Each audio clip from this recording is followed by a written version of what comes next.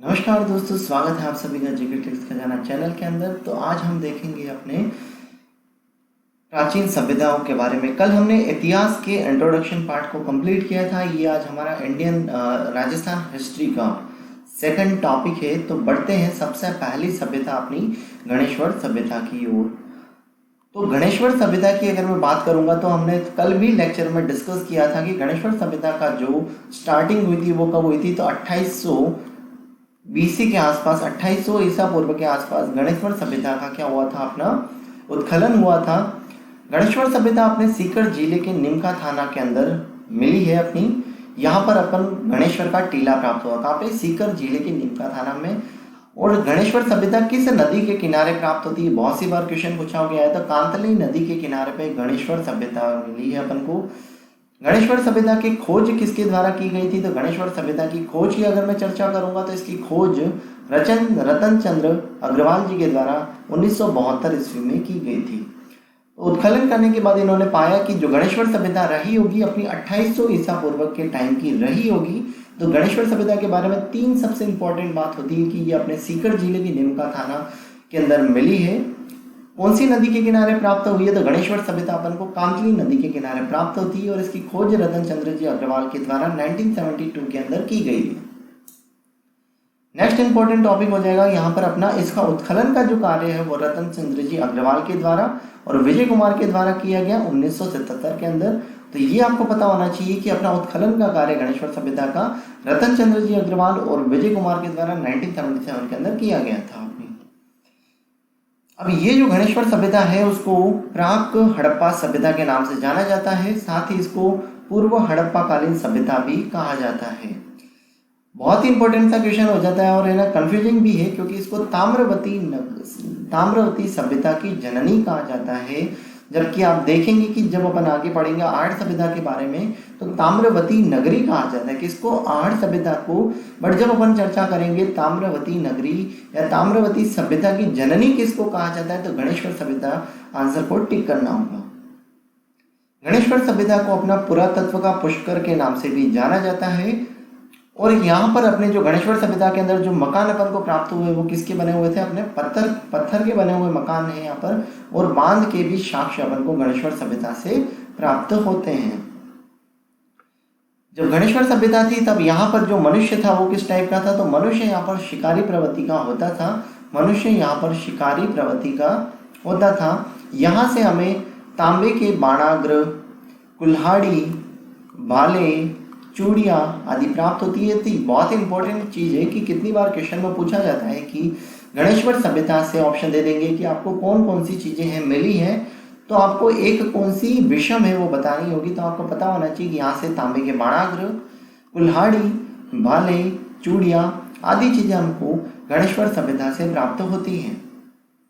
मछली पकड़ने का कांटा भी हमको यहीं से प्राप्त होता है। इससे यह अनुमान लगता है कि कांतली नदी अपनी क्या रही होगी? नित्यवाही नदी रही होगी।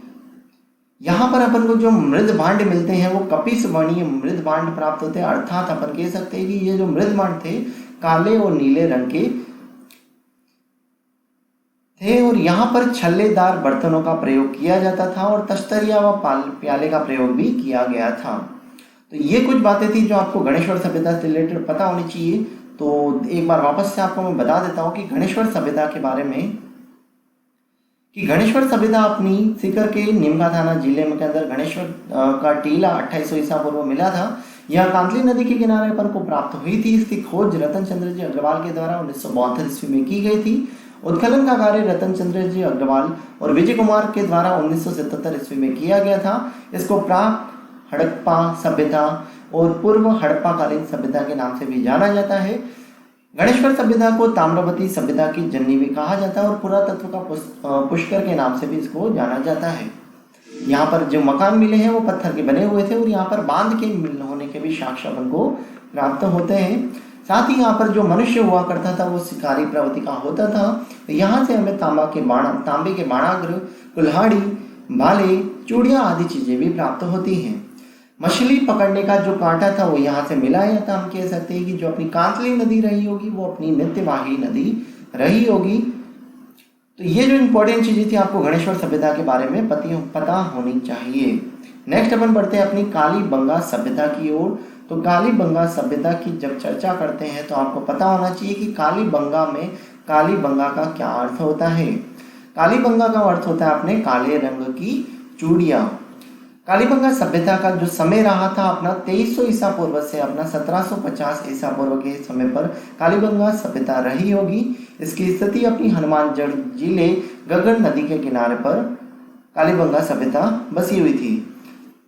आपको पता होना चाहिए कि ये जो अपना राजस्थान का मैप होता है तो ये अपना हनुमानगढ़ कहाँ पे ऊपर की तरफ आता है, उत्तर की दिशा के अंदर ऊपर की ओर हनुमानगढ़ आता है।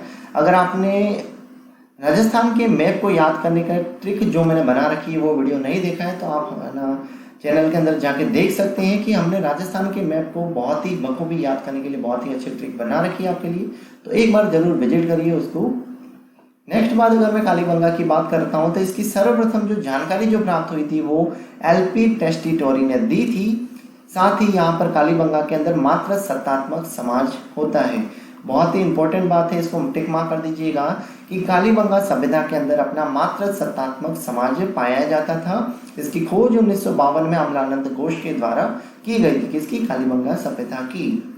उत्खनन का कार्य अपना 1961 से 1969 के अंदर बीबी लाल थापर, बीबी लाल, बी के थापर और जेवी जोशी के द्वारा किया गया था और इन्हें हड़प्पा कालीन सभ्यता के नाम से भी जाना जाता है। किसको?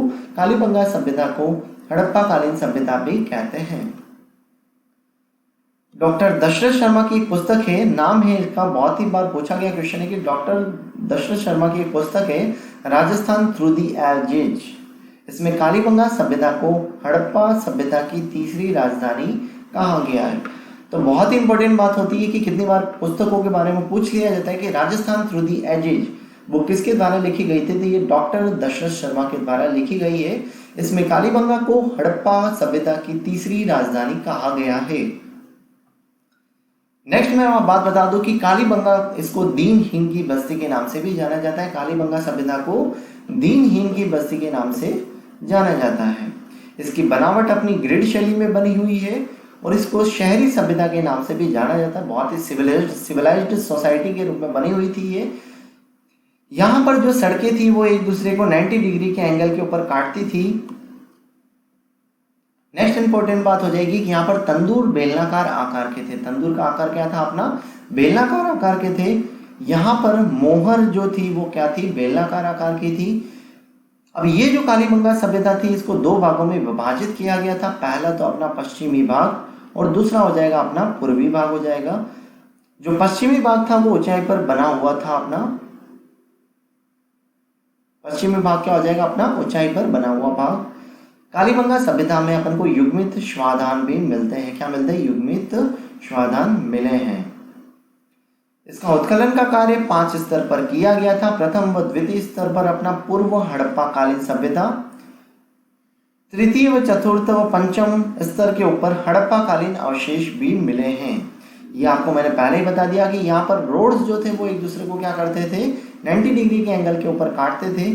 इनके जो कालीबंगा के अंदर मकान बने हुए थे वो ईंटों से निर्मित होते थे। इनकी छत लकड़ी व मिट्टी से बनी हुई होती है।